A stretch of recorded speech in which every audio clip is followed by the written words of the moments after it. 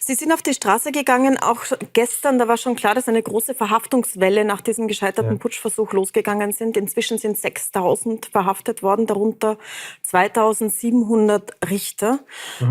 Warum unterstützen Sie das mit Demonstrationen? Das ist jetzt sehr interessant, weil das, was passiert ist, war ein Putschversuch, nicht gegen die Regierung, sondern gegen die gesamte Demokratie. Und so sollte das auch in einem demokratischen Land wie Österreich gesehen werden. Es wurden Kampfflugzeuge eingesetzt, um das Parlament zu bombardieren. Aber das, was schön war gestern, ist, dass sich die Opposition, die Regierung, die Leute, die NGOs und auch die oppositionellen Medien zusammengeschlossen haben, um gegen diesen Putsch zu stehen. Und wir haben nichts anderes gemacht, als diese Putschisten unseren Widerstand kundzutun. Und das eine hat mit dem anderen sehr wenig zu tun. Kurz zur Aufklärung von den Zusehern und Zuseherinnen, die sich nicht so gut auskennen in türkischer Politik. Fethullah Gülen ist ein Prediger, der sich eigentlich erst vor kurzem mit Erdogan überworfen hat, erst vor wenigen Jahren. Und seit 2013 gilt diese Bewegung als Terrororganisation. Das ist genau das, warum ich vorher den Begriff Propaganda verwendet habe. Es gibt nicht ich bin nicht der Verteidiger des Herrn Gülen. Ich halte ihn für nicht viel besser als den Herrn Erdogan. Aber der Punkt ist da gibt es keine Beweise, gar nichts. Wenn Sie alle unsere westlichen freien Medien... In den USA und das auch noch... Und das ist ein Ablenkungsmanöver. Aber sagen Sie mir eins. Nennen Sie mir die Namen der Richter und Staatsanwälte in der Türkei, die an diesem Putsch beteiligt waren. Und sagen Sie, was sie getan haben im Rahmen dieses Putsches.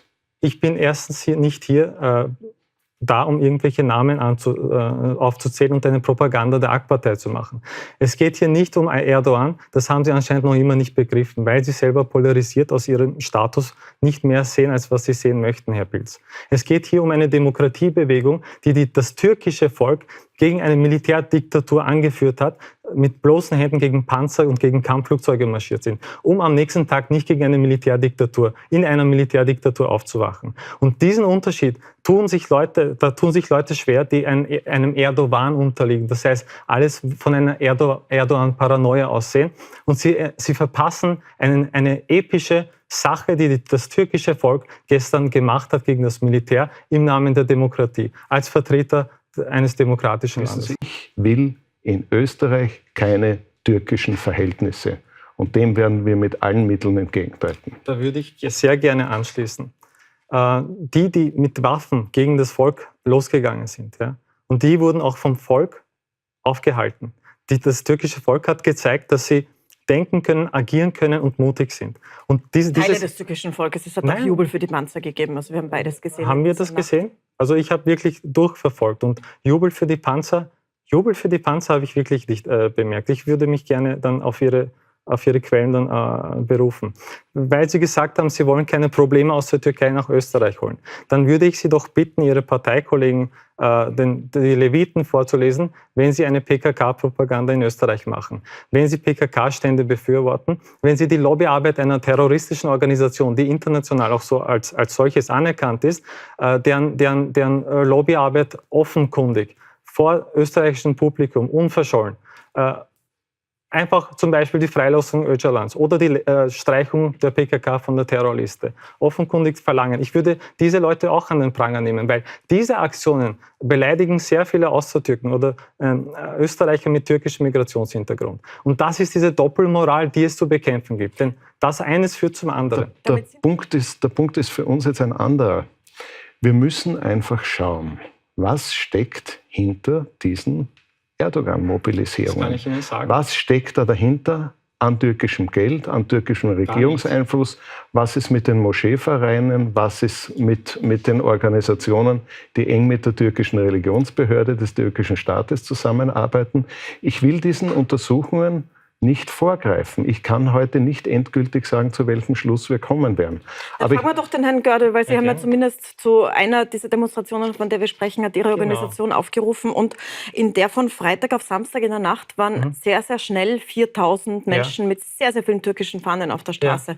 Was steckt da dahinter? Es steckt ein Solidaritätsbekenntnis zu den Antiputschisten, die in der Türkei ihr Leben und Hab und Gut riskiert haben, um die Demokratie aufrechtzuerhalten dahinter. Was anderes dahinter zu suchen, ist nichts anderes als tendenziös zu berichten, und zwar gegen den Islam, gegen Moscheeverbände, gegen Leute, die aus der türkischen Community sich in NGOs zusammengetan haben, um dann noch mehr Segregation in diese Bevölkerungsgruppen hineinzubringen, Herr Pilz. Ja? Und Forschungen, warum der Zulauf zu Extremisten und extremistischen Organisationen so hoch ist, sagen allesamt, dass diese Ausschließung von vielen Leuten, diese Nichtannahme in die Bevölkerung, und anders ist es auch nicht möglich, wenn man dermaßen viele PKK-Anhänger in seinen Reihen hat, ja, dass türkische Leute aus Österreich dann diese Partei wählen oder sich für diese Partei einsetzen.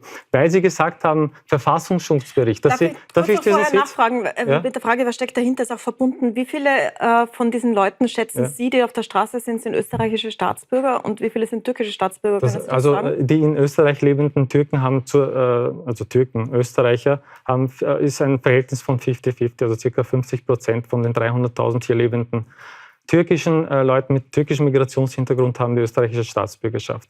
Aber mit diesem Verfassungsschutzbericht, den Sie sich genauer ansehen wollten, schauen Sie sich bitte an, auf der Seite 41 2013 Verfassungsschutzbericht steht ganz genau, dass die PKK lediglich oder maximal 10% der kurdischen Bevölkerung vertritt. Wenn man die Begriffe in Österreich nicht richtig setzt und PKK wiedermals mit Kurden gleichsetzt, ja, aber Herr dann kommen solche Zwistigkeiten. Was Sie meinen, weil der Herr Pilz hat ja schon gesagt, dass er die PKK ablehnt und jede Form von Terrororganisation ablehnt, inklusive der PKK. Sie haben relativiert. Was meinen Sie genau? Der Herr Pilz hat relativiert, und das muss er auch tun, wenn er in seinen Reihen Leute hat, die nichts anderes machen als Türkei-Bashing. Aber es sind jetzt keine PKK-Kämpfer in den Reihen der Grünen. Also können Sie vielleicht genau sagen, was Sie meinen, weil das ist ein bisschen nebelgranatenmäßig, was Sie da zuvor machen. wurde zum Beispiel gesagt, auch wenn es eine Splittergruppe der PKK ist oder so, ist es abzulehnen. Aber Sie haben in Ihren Reihen Leute, die offenkundig, es ist ein ernstes Anliegen, die offenkundig, ja, zum Beispiel die Frau Aslan, ja, die offenkundig eine Propaganda, die Sie mir unterstellt haben, für die der PKK machen und somit Ihre Partei unwählbar machen für die Außertürken, die in Österreich ein Anliegen daran haben, dass hier Frieden in Österreich herrscht. Sie verfügen nicht über die